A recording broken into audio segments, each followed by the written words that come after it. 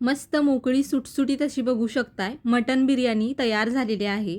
अगदी हॉटेलसारखी सोप्या पद्धतीने ही मटन बिर्याणी तयार होते। घरी असलेल्या उपलब्ध साहित्यात अगदी झटपट सोप्या पद्धतीने ही मटन बिर्याणी तयार होते। तर तुम्हाला जर ही मटन बिर्याणीची रेसिपी आवडली तर नक्की या पद्धतीने करून बघा। तर मटन बिर्याणी कशी बनवायची ते आपण आता बघू। बिर्याणी करण्यासाठी इथं मी 2 वाटी बिर्याणीचा लांब दाण्याचा तांदूळ घेतलेला आहे। वजनी मोजाल तर पाव किलो तांदूळ आहेत। तुम्ही पाव किलो तांदळासाठी पाव किलो मटण घेऊ शकता। मी इथं पाव किलो तांदळासाठी पाव किलोपेक्षा थोडं जास्त मटण घेतलेलं आहे। तांदूळ आता 1 ते 2 वेळा पाण्याने स्वच्छ धुवून घेऊ। तांदूळ धुवून झाल्यानंतर यामध्ये पाणी घालू आणि अर्धा तास तांदूळ भिजत ठेवू। तोपर्यंत आपण बिर्याणीसाठी मटण मसाला तयार करून घेऊ। हा मटण मसाला मी कुकरमध्ये बनवणार आहे। त्यासाठी 2 ते 2.5 पळी मी तेल घेतलेलं आहे। तेल आता गरम झाल्यानंतर यामध्ये 1 तमालपत्रीचं पान, दालचिनीचा तुकडा, 2 ते 3 लवंग, अर्ध चक्री फूल, 2 हिरवी वेलची आणि 2 काळी मिरी घातलेले आहेत। घरी जे खडे मसाले उपलब्ध असतील ते तुम्ही घालू शकता। खडे मसाले थोडे तेलामध्ये परतून घेतल्यानंतर 2 मोठ्या आकाराचे कांदे उभे चिरलेले घालू आणि कांदा चांगला सोनेरी लालसर रंगावरती परतून घेऊ। कांदा मस्त सोनेरी रंगावरती परतून घेतलेला आहे। आता यामध्ये 2 हिरव्या मिरच्या अर्ध्या अर्ध्या कट केलेल्या घालू। 1 चमचा आलं लसूण पेस्ट घालू आणि आलं लसूण पेस्ट कांद्यासोबत चांगली परतून घेऊ। आलं लसूणचा उग्र वास जाई तोपर्यंत आलं लसूण पेस्ट चांगली परतून घ्यायची। आलं लसूण पेस्ट परतून घेतल्यानंतर आता यामध्ये 1 मोठ्या आकाराचा टोमॅटो चिरलेला घालू। टोमॅटो जास्त घालू नका कारण दही सुद्धा घालणार आहे। टोमॅटो आता मऊसर असा कांद्यासोबत परतून घेऊ। टोमॅटो चांगला मऊसर होई तोपर्यंत परतून घेतलेला आहे। आता पाव चमचा यामध्ये हळद घालू। 2 चमचे घरगुती कांदा लसूण मसाला घातलेला आहे। तुम्ही कोणतंही घरचं लाल तिखट वापरू शकता। 1.5 चमचा बिर्याणी मसाला, 1 चमचा धना पावडर, 1 चमचा गरम मसाला पावडर, चवीनुसार मीठ घालू आणि आता हे मसाले थोडे परतून घेऊ। बारीक गॅस करून मसाले चांगले परतून घ्यायचे म्हणजे मसाल्यांचा कच्चा वास बिर्याणीला लागत नाही। तर मसाले चांगले परतून घेतलेले आहेत। आता यामध्ये 3 चमचे दही घालू। दही जास्त आंबटसर असं घेऊ नका। दही घातल्यामुळे मटण चांगलं मऊसर असं शिजतं आणि बिर्याणी मस्त चवीला लागते। त्याचबरोबर बारीक चिरलेली कोथिंबीर आणि बारीक चिरलेला पुदिना घालू आणि गॅस बारीक करून दही चांगलं मसाल्यांमध्ये मिक्स करून घेऊ म्हणजे दही फाटत नाही। तर मसाल्यामध्ये दही चांगलं मिक्स करून घेतलेलं आहे आणि मसाला तेल सुटेपर्यंत परतून घेतलेला आहे। आता यामध्ये स्वच्छ धुतलेलं मटण घालू। तर इथं पाव किलोपेक्षा थोडं जास्त मटण आहे। साधारण 350 ग्रॅम हे मटण आहे। मटण आता मसाल्यांसोबत 4 ते 5 मिनिटासाठी चांगलं परतून घेऊ।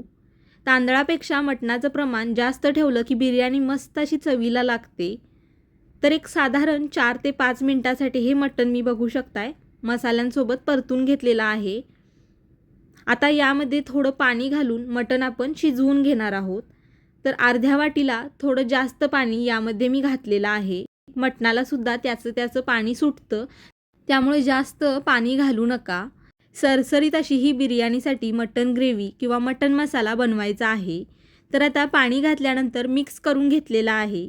गॅस बारीक करून कुकरचं झाकण लावू आणि बारीक गॅसवरती कुकरच्या फक्त 3 शिट्ट्या करून घेऊ म्हणजे मटण चांगलं शिजतं। मटण शिजतं तोपर्यंत आपण बिर्याणीसाठी भात तयार करून घेऊ। तर एका मोठ्या भांड्यामध्ये जेवढे तांदूळ असतील त्याच्या 4 पट मी पाणी घेतलेलं आहे म्हणजे भात मोकळा सुटसुटीत असा होतो। पाणी आता गरम करत ठेवलेलं आहे। यामध्ये आता तमालपत्रीचं पान, दालचिनीचा तुकडा, 2 हिरवी वेलची, 2 ते 3 लवंग, 2 काळी मिरी, चक्री फूल आणि अर्धा चमचा जिरं घातलेलं आहे। त्याचबरोबर मीठ घालायचं आहे चवीनुसार। नेहमीपेक्षा थोडं जास्त मीठ घालायचं कारण आपण पाणी निथळून काढून टाकतो भातामधलं। 1 चमचा तेल घातलेला आहे भात चांगला मोकळा सुटसुटीत होण्यासाठी।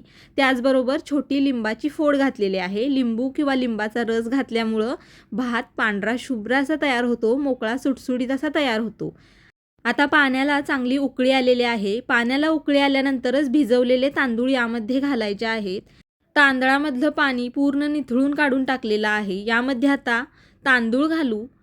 पाण्यामध्ये तांदूळ घातल्यानंतर लगेच चमच्याने मिक्स करून घ्यायचं म्हणजे भांड्याला तांदूळ चिटकत नाही किंवा लागत नाही. आता मोठा गॅस करून 10 ते 12 मिनटं हा तांदूळ शिजवून घेऊ. 90% तांदूळ आपल्याला शिजवायचा आहे. उरलेला भात दम देताना वाफेवरती चांगला शिजतो, त्यामुळं पूर्ण मऊसर असा भात शिजवायचा नाही. तर 10 ते 12 मिनटं झालेले आहेत. मस्त असा 90% भात मी शिजवून घेतलेला आहे. आता तांदळामधलं किंवा भातामधलं पाणी पूर्ण निथळून काढून टाकायचं आहे. चाळणीवरती हा भात निथळत ठेवायचा आहे, म्हणजे पूर्ण पाणी निथळून जातं आणि भात मोकळा सुटसुटीत होतो.